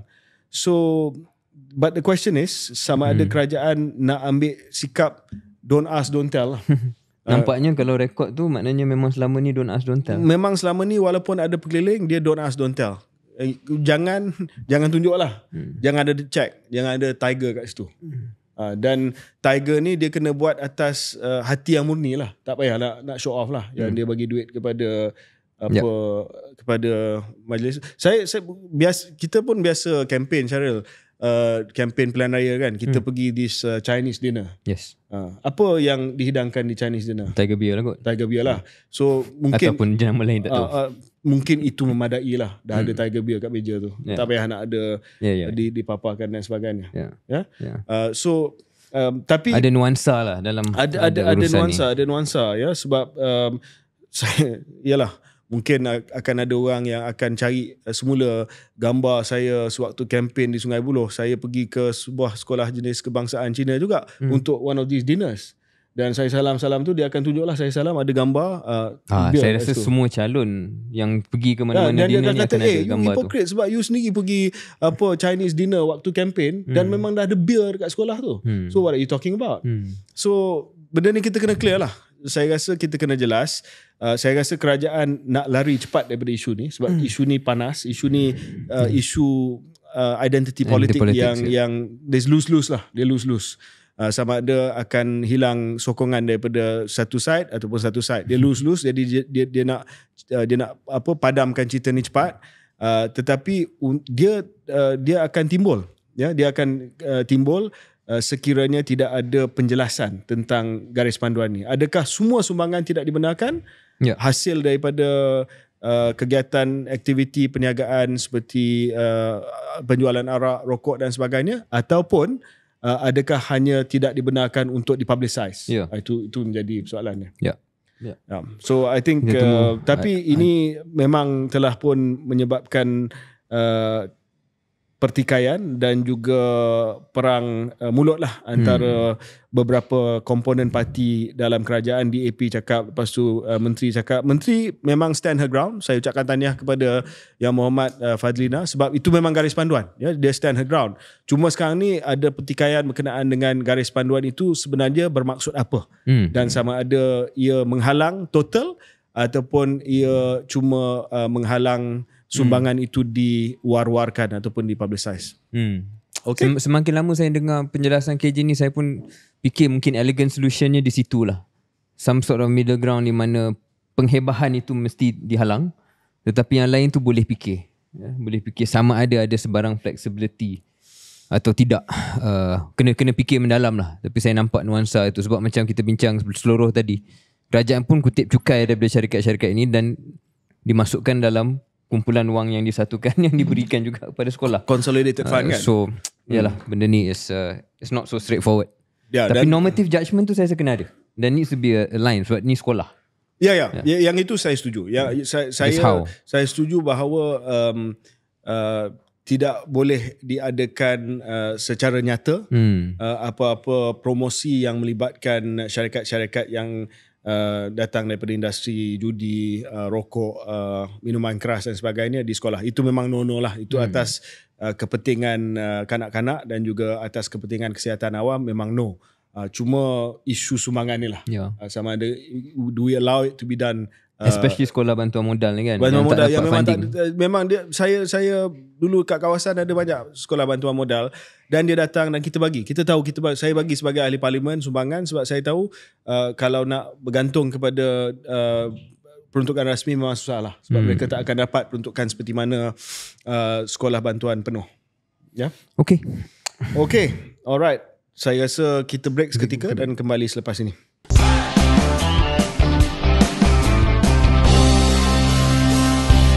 Okay, selamat kembali ke KS, episod KS yang ke-116. Minggu ini sudah pasti minggu yang mana kita tertarik dengan Screen TV sebab sedang berlangsung temasya Olimpik, Syaril. Berbaloi lagi kita bayar Astro punya bil setiap bulan. Saya tak pasti Syaril sempat ke tidak tengok atlet kita beraksi di Olimpik. Dan minggu ini saja kita sedang mengharapkan dan mendoakan kemenangan pingat yang pertama yang mungkin akan datang daripada badminton. Badminton ni selalunya high possibility, Syaril, sebab kalau dia menang dalam peringkat kumpulan kalau tak silap dia ada 3 perlawanan, dia terus masuk quarter final. Dia tak round of 16, dia tak round of 32, terus quarter final. So it's dalam dunia sukan Malaysia ni, badminton ni high probability of a medal. So because bila dah quarter final, dia just satu langkah lah daripada medal match. Semi final tu kalau kalah pun ada medal match for the 3rd, 4th place. So biasanya kita berani kata kita tak akan pulang daripada Olimpik tanpa medal disebabkan badminton punya format tu. We should get a first medal this week. We should get a first medal. We hope it's a goal. Tetapi by the time kita merakamkan episod yang seterusnya, saya yakin kita akan dapat pingat yang pertama daripada badminton. Dan seminggu lagi kita akan mengharapkan pingat daripada velodrome, daripada cycling. Syafiq Daus dengan Datuk Azizul Hasni Awang akan beraksi di Kerin nanti. Tetapi yang menariknya, Syaril, adalah berkenaan dengan upacara perasmian pembukaan Olimpik ni telah mengundang kritikan yang agak hebat. Biasanya di Perancis ni yang akan mengkritik adalah orang Islam. Ya, sebab dulu pernah berlaku kes Charlie Hebdo, dia telah melukis apa yang dianggap sebagai wajah Nabi Muhammad SAW dan telah mencetuskan satu tindak balas. Kalau tak silap saya, orang tu dibunuh. Dan ini telah menyebabkan satu tindak balas pula daripada masyarakat Perancis, Je suis Charlie Hebdo, yang kata kenapa orang Islam ni sensitif sangat dengan parody, dengan satire dan sebagainya. Kali ni bukan orang Islam yang marah dengan Perancis ni, tapi orang Kristian yang marah dengan Perancis. Syaril ada tengok gambar ataupun video upacara perasmian Olimpik ini? Satu bab perasmian itu seolah-olah cuba mewujudkan semula ataupun recreate scene Last Supper ataupun makan malam terakhir yang menjadi satu kisah yang telah pun dilukis yang melibatkan bagi Islam Nabi Isa lah, tapi dalam konteks ini Jesus. Saya nampak video tersebut dan memang walaupun kita bukan orang Kristian, tapi sebagai orang yang ada kepercayaan tentang Tuhan, saya rasa macam sangat-sangat tak sesuai. Dan kalau benda itu berlaku dalam konteks agama Islam, saya rasa tak ada kompromi lah dari segi kemarahan. Jadi saya nampak benda ni satu lagi manifestasi sekularisme yang sudah pun sampai ke tahap yang tidak boleh diterima ataupun tidak boleh kita hidup bersama dengan cara tafsiran sekular yang sangat-sangat ekstrim itu. Dan mungkin itu yang dibanggakan oleh sebahagian daripada orang Perancis, tetapi itu bukan cara yang saya rasa banyak dunia, negara-negara lain dalam dunia ni boleh terima lah. Dan dia agak pelik sebab Olimpik ni patutnya menyatu padukan. Jadi mungkin tak perlu bawa satu message yang divisive seperti itu. Dia cuba mempamerkan falsafah enlightenment, Syaril. Sebab Perancis ni dikenali sebagai kota ataupun negara, dan Paris dikenali sebagai kota, selain daripada kota City of Lights, City of Enlightenment. Kononnya Western Enlightenment dipopularkan antara lain di Paris, di Perancis dan sebagainya. Ironik je lukisan Last Supper tu pun Leonardo da Vinci during the Enlightenment. Betul. Dan salah satu prinsip enlightenment ini, I may disagree with what you have to say, but I will defend to my death your right to say it. So ini seolah-olah dia nak tunjuk bahawa dia nak mempamerkan nilai untuk just say whatever, even if it means offending, the right to offend. Dan saya rasa mereka rasa dunia perlu terima pandangan dan worldview kami, hak untuk kita offend even if it's disagreeable to you. Tapi saya ada masalah sikit dengan worldview ni, Syaril, this right to offend, because dalam kebebasan, saya faham kebebasan enlightenment ni, you have the right to offend, even if it offends me, I will protect your right to offend me. Tapi saya rasa this is a very divisive worldview nowadays lah. Sebab saya rasa kalau sengaja nak offend, sebab kononnya nak memperjuangkan hak kebebasan untuk cakap apa saja, I think you have to be respectful. Tolerance ni dia kena datang dengan nilai penghormatan kepada orang lain. Dia tak boleh semata-mata nak tunjuk saya ada hak kebebasan untuk cakap apa-apa, saya nak offend you. I think that's wrong lah. And I think if France, that was the message that France wanted to give the world, I think they are being tone deaf, a nation that is tone deaf to what's happening in the world right now. Tapi memang saya nampak dalam 10-20 tahun kebelakangan ni itu menjadi perjuangan mereka lah di Perancis. They're very overt dan juga almost militant dalam the way they want to brand their secularisme as a right to offend everything that is sacred. Tapi yang menarik, Syaril, waktu Charlie Hebdo tu, what happened when there was a response? Of course, we don't agree with violence, tapi diorang rally behind and then kata, je suis Charlie Hebdo, we are Charlie Hebdo. Seolah-olah semua orang Perancis yang percaya kepada enlightenment ni sokong pendirian untuk offend, tak kira lah offend agama lain. Tapi interestingly enough, kali ni bila kumpulan Kristian marah, Paris Olympic organisers have apologized to Christians for Last Supper parody. So I hope the next time you offend Muslims, you'll apologize as well. Yeah, I mean, that's the point. You've never apologized to us, but this time around, because Catholic groups and Christian groups are up in arms about the so-called depiction of the Last Supper, you've apologized. So I hope the next time you apologize to us also. Okay, apa lagi yang ada, Syaril? Dari Perancis ke Amerika Syarikat juga, another supposedly enlightened country. Shining city on the hill and all the rest of it. Sebuah negara yang menghadapi pilihan raya pada bulan November, dan presiden sedia ada, Joe Biden, menjadi presiden pertama semenjak puluhan tahun, tak ingat berapa tahun, yang tidak akan mempertahankan jawatannya. Dalam Amerika Syarikat ni, presiden hanya boleh bertanding ataupun pegang jawatan 2 penggal.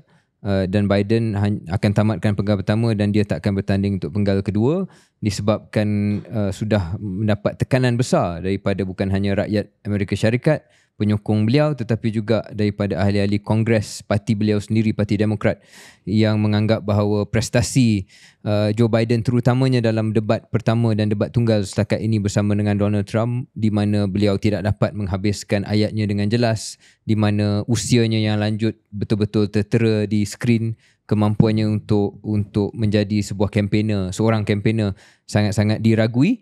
Beliau telah pun mengambil keputusan untuk tidak bertanding, dan nampak gayanya KJ basically almost done, I think, at this time of recording, bahawa timbalan beliau ataupun naib beliau, Kamala Harris sebagai Vice President, akan bertanding sebagai calon Presiden Parti Demokrat, bertanding melawan dengan Donald Trump. Dan dalam masa seminggu lebih ini sudah nampak ada peningkatan sokongan terhadap Parti Demokrat. Kalau sebelum ni mungkin kita anggap foregone conclusion yang Donald Trump akan menang, kali ini nampak lebih sengit dan menarik untuk disaksikan bulan-bulan mendatang ini, KJ.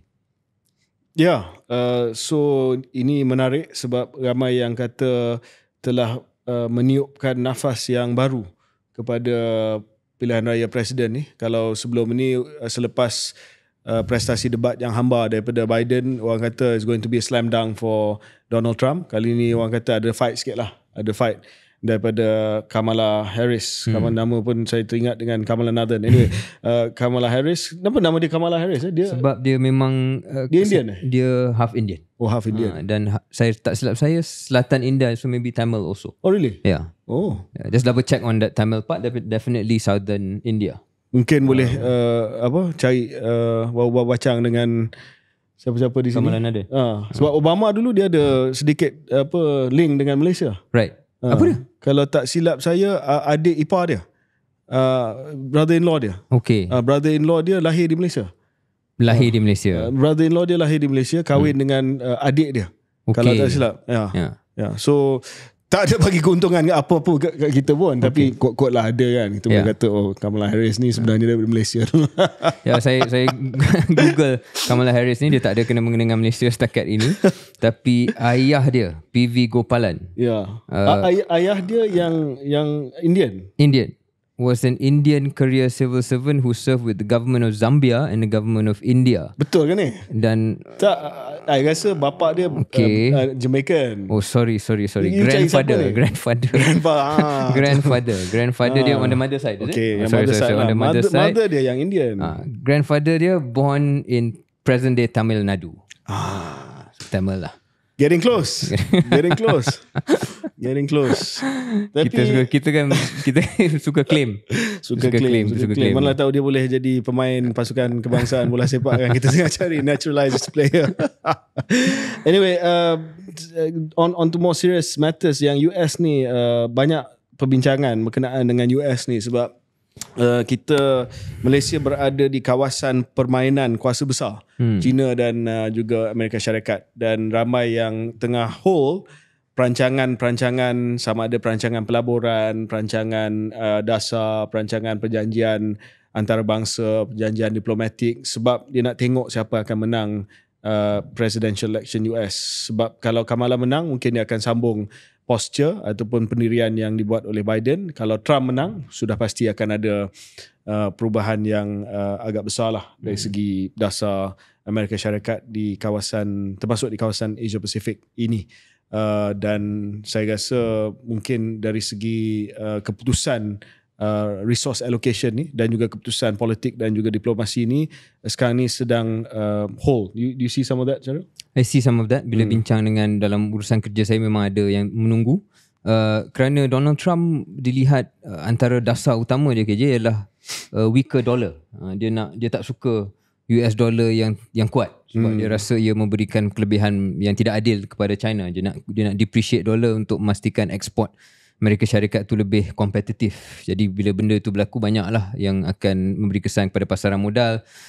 Jadi itu menjadi salah satu faktor besar, walaupun ada yang meragui adakah benar beliau boleh buat perkara itu dan apakah yang akan beliau apakah harga yang beliau sedia bayar untuk menurunkan kekuatan dolar tersebut. Dah tentu juga posture berkenaan dengan Rusia, berkenaan dengan Ukraine.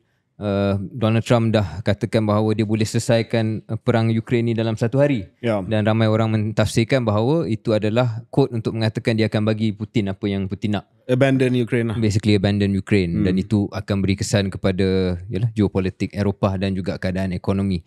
So memang ada kesan besar. Ada dua sektor lagi yang menarik kita memberi tumpuan sekiranya kita minat dengan sektor-sektor ni. Satu, bidang minyak dan gas. Sebab Trump dia telah sebut dengan jelas drill. Tapi sama ada dah over capacity ke tidak, tak pastilah. Tapi dari segi supply side, dia akan meningkatkan lagi fracking, shale dan sebagainya. Dan Kamala Harris pernah kata dia tak nak fracking langsung. But she's changed her view. She needs to win Pennsylvania. She needs to win the swing state. So kita akan tengok kesan kepada harga minyak nanti selepas kemenangan, jika menang kemenangan itu memihak kepada Trump. Satu lagi adalah, he was seen at a crypto summit, persidangan mata wang kripto. Yes, and Kamala didn't go. So Trump memberi bayangan yang dia akan lebih friendly kepada kripto. So itu mungkin satu hint yang menarik lah daripada Trump. Last yang saya nak sebut tentang Trump ini, Syaril, adalah sewaktu saya tengok dia kena tembak tu di Butler, Pennsylvania. Jadi kalau anda hidup dalam gua dan langsung tidak ada apa-apa internet, Donald Trump telah pun ditembak, tapi dia masih hidup. Dia ditembak, ada usaha untuk membunuh dia. Dia kena pada telinga, jatuh. Saya nak sebut bahawa this is two things. One, a man of extraordinary luck. Sebab dalam politik ni, nasib, luck ni penting. Benda yang di luar kawalan kita lah. Kita boleh kata takdir or whatever, but I think luck is a common term to use. Extraordinary luck. And then the next day, kalau tak silap saya, kes dia di mahkamah yang merujuk kepada kes penyimpanan dokumen rasmi. Dia simpan dokumen rasmi presiden yang termasuk national secrets disimpan dalam bilik air dia di rumah dia selepas dia tamat sebagai presiden pusingan pertama. Digugurkan. This is a guy with tremendous luck. I don't know how many political lives he has. Dia telah pun convicted. Dia telah pun di-impeach. Dia telah pun diaibkan di mahkamah, mengatakan bahawa dia ada hubungan seks dengan porn star. I mean, you can't do anything more to him. I remember one headline, the bullet that hit Trump but killed Biden. Yeah, the Hindustan Times, I think, the Indian newspaper. The New European, not the Hindustan Times. I don't know what you read, but I read other things, not the Hindustan Times. Okay, yeah. Hindustan Times. So, bayangkan the bullet that hit Biden, but that killed someone else. Yeah. That's extraordinary luck. I mean, ada orang kata, orang Cina biasa dia kata, bila dia tengok muka orang, dia boleh kata, ong. I think this guy ong, man. That's one. Luck. Secondly is presence of mind. Dia presence of mind ni dia ada insting. Dia ada insting politik sepanjang masa. Biasanya kalau kena tembak ni, orang tak akan ada insting untuk berdiri, untuk angkat tangan dan untuk kata fight. You just been shot. And it was a legit shot. Dia kena telinga dia. He got up immediately and he knew. He looked at the camera. That requires extraordinary presence of mind and political instinct yang I think only 0.001% of people have that. Yeah. I mean, most people will probably just, Secret Service get me out of here, tunduk, lepas tu lari dalam kereta. Extraordinary. Dia ada sense of the theatrical dan dia tahu the moment lah untuk ambil kesempatan. But yeah, I know what you mean because tak pernah terbayang lah benda tu berlaku pada kita. Yeah. Tapi benda yang lebih kecil daripada itu pun saya rasa kita tak. Dia kat Malaysia ni paling kuat pun pandai enter frame lah. Ya. Itu ramai politician Malaysia ada kehebatan dan kemahiran itu. Tapi tak ini ramai bukan enter frame. This was his frame. This is Donald Trump's world. Yeah. We are living in Donald Trump's world. That's the point. But do you think KJ his luck might have run out dengan sebenarnya in the end ironically benda itu yang menyebabkan Biden berundur dan now he actually faces somebody who could defeat him. Yeah, we'll see what happens in November. Kita akan tengok apa yang akan berlaku. Tapi saya rasa the Trump juggernaut is rolling well. I think the polls have tightened. Tetapi I think we are in Trump's world now. Yeah. Okay. Okay. Alright. Terima kasih. Thank you.